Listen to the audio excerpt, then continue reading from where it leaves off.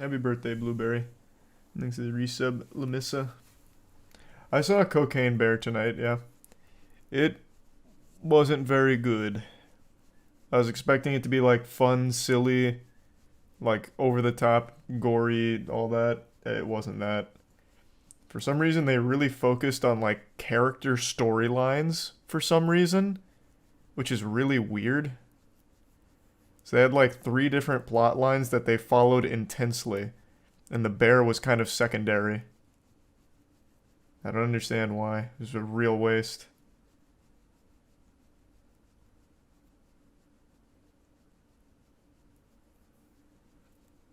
There's the resub. Peach, Diaz, Fobsy, Hextering, and Tier 1 Scorch.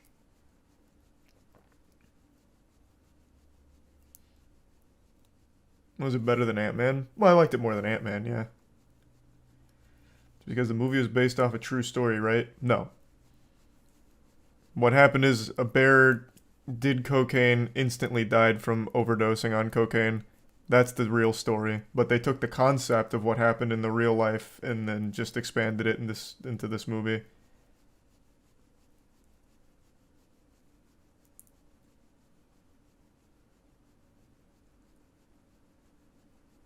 Things resub Squeefus and Troid.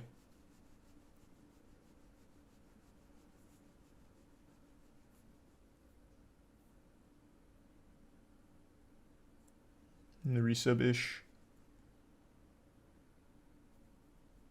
I mean, I'm glad the movie got made. I always appreciate a new IP. Like, I think it's a fun idea. It just wasn't executed super well. There's good moments. It definitely has good moments, but it was really misguided. I still don't understand why they tried to tell like a mother-daughter story or like a story of friends throughout it. I just don't understand. Like, that was super, super, super boring.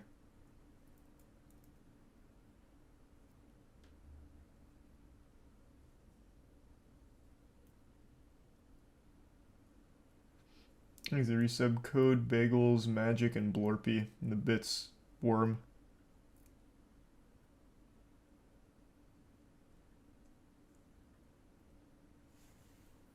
And the resub frog.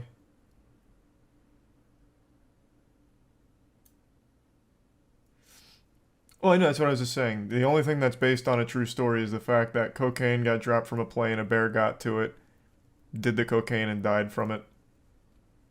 Things we give Sib Alexis. The bear didn't go on like a killing spree from cocaine or anything.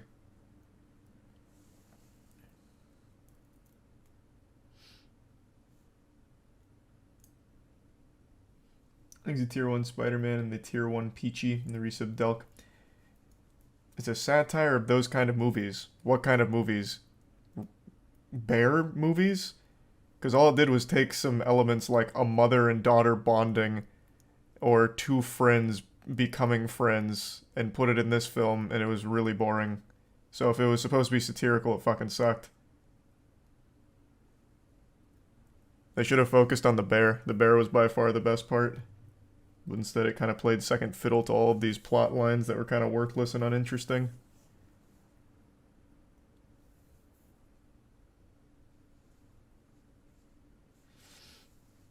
He's a Tier 1 Gamezilla and the Tier 1 Govna. And the resub Leon, Nate, and the 5 gift subs to Shiro. I wanted a bear slasher. That's what I thought it was going to be. I thought it was going to be like a really self-aware, silly bear slasher where they have to like hunt down this cocaine-riddled bear who's got like fucking superpowers now from it. And that is not at all the case. Thanks to give some wheels. No, Asylum's trash. They do horrible movies. They do the same thing that this movie kind of did, but with a lower budget. I've seen a lot of Asylum films before they became self-aware.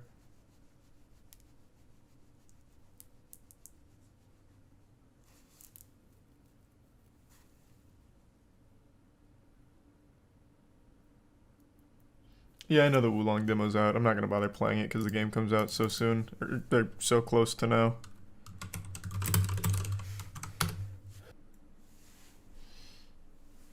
Yeah, I've got it pulled up. I haven't read about it yet, though, with the CSGO skins being stolen.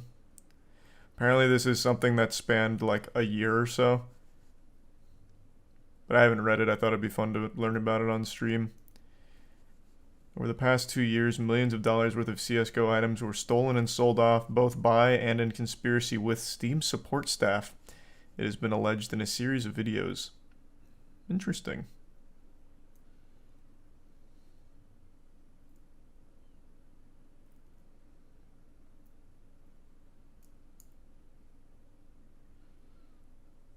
At least 1 million in items has been stolen, but the value could be much higher. And these are not Valve employees, it's support staff, which has been outsourced by Valve. Okay.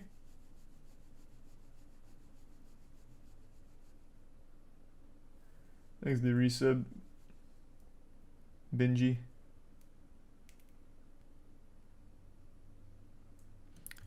Wow. Hey, that's that. Well, I guess this is a little more than social engineering because they had a man on the inside. So I guess they target accounts which had at least $100,000 in their inventory, and then using someone in the Steam support team, this guy would go in to Steam itself, claiming that they were the original account owner and providing the details that their man on the inside would give them in order to retake the account and sell off their items. Interesting. Man, whenever you hear about like hacking and all of that shit, it usually just boils down to like two people with a cell phone that just talk to someone else at the company. Crazy with social engineering how far that can go. There's the Prime Dane.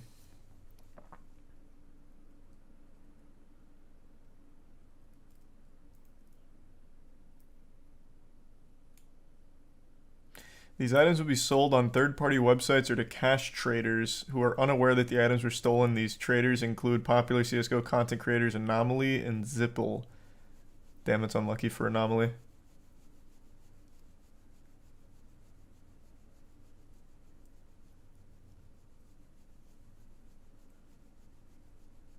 Didn't take long until other Steam support staff apparently caught on to the scam and exploited it themselves.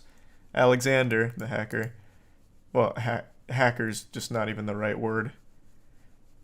Alexander said in some cases, before he was able to gain access to a victim's account, it was already recovered by someone else, indicating another person pulling the same scam. Fuck, holy shit.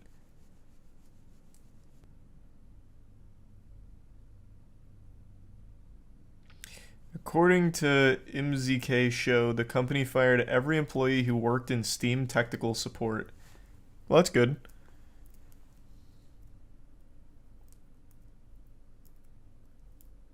Wow. One of the hacked accounts was that of HFB, a Saudi national famous in the skins community who had an estimated inventory value of over $3 million and owns some of the most well-known items in existence. In this case, Valve was able to recover the items and reverse the trades, admitting fault on their behalf. Holy fuck. $3 million worth of in-game skins? Jesus Christ. It is crazy how much those go for. Thanks to Tier 1 Muko and the Tier 1 Pippi and the resub Fried Rags, Milty and the Prime Rokaz and the resub Mazzy.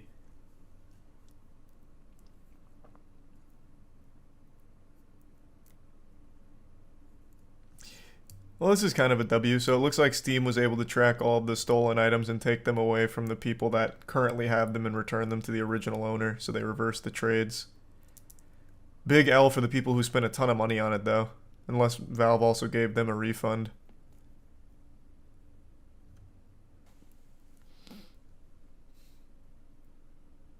Whoa, Valve reportedly making $54 million a month from CSGO cases. Woof! Yeah, CSGO is really popping these days. I think it was just yesterday they hit very close to their all-time peak again. I think they had 1.3 million players playing at the same time over the course of 24 hours. So, fucking cruising. Thanks to resub Dilly and Philo. And the Prime Irrelevant.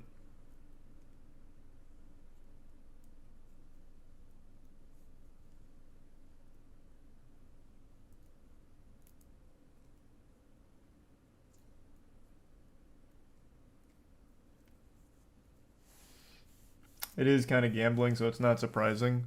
Yeah, this is like the OG gaming gambling cases. And it led way to some of the first almost NFT-esque scams. There was some prominent scams. These aren't really NFT-esque, but like CSGO Lotto, shit like that. It really paved the way.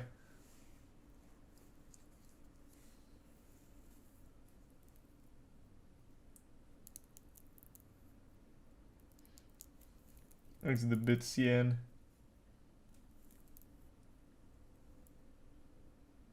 Well, hopefully it went well overall. And congrats.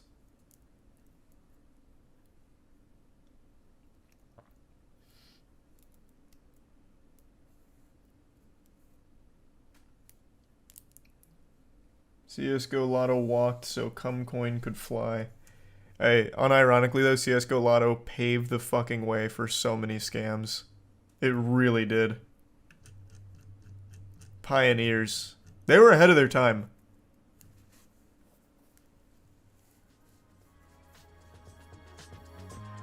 I think the resub abstract.